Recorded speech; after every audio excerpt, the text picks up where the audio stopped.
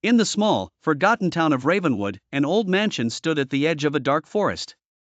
The house was known by the locals as the Whitmore Estate, but whispers of its haunted past had earned it a far more sinister name, the Whispering Shadows. One crisp autumn evening, a young couple, Jane and Mark, drove into town, fascinated by the ominous aura encircling the ancient mansion. They were documentarians, seeking to uncover the truth behind local legends and paranormal activity, driven by the need to capture something truly extraordinary on film. As they approached the house, a chill ran down Jane's spine. The fading daylight cast long shadows that seemed to dance in the corners of her vision. Inside, the air was heavy with a musty scent, and the wooden floors creaked under their feet. The further they stepped into the mansion's depths, the colder it grew, as though the walls themselves exhaled a frigid breath. They set up their equipment in what had once been the grand ballroom, a cavernous space with a domed ceiling and massive, cobweb-draped chandeliers. The room was eerily silent, save for the occasional rustle of leaves against the broken window panes. As night descended, Jane began to feel an overwhelming sensation of being watched. Mark, ever the skeptic, brushed it off as nerves, but the tension was palpable. Determined to capture their findings, they split up to cover more ground.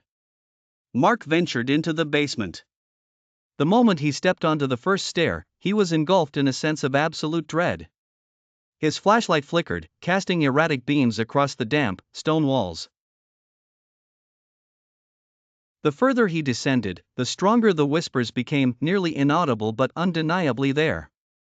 Meanwhile, Jane explored the upper floors, each room dank and cloaked in darkness. As she wandered through the abandoned bedrooms, she heard faint whispers echoing through the corridors.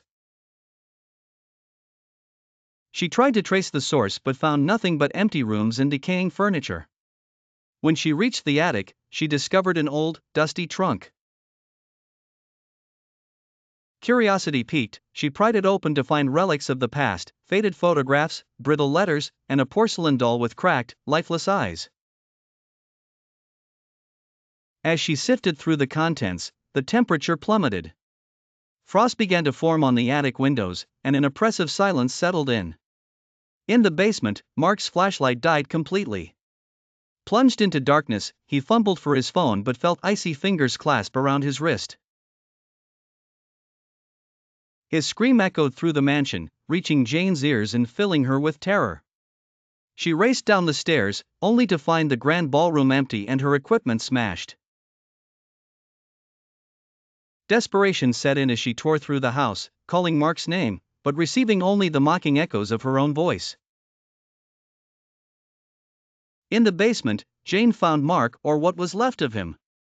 His eyes were wide with terror, and his body rigid, as if frozen in his final moments of fear. Above him, the shadows seemed to writhe and whisper, their voices forming a chilling chorus. The realization hit her like a physical blow. The whispering shadows were not mere legends. They were real, and they had claimed another pair of victims for their dark gallery. Jane's scream joined Mark's in the haunting symphony that echoed through the Whitmore estate, forever amplifying the eerie whispers that warned all who dared to enter.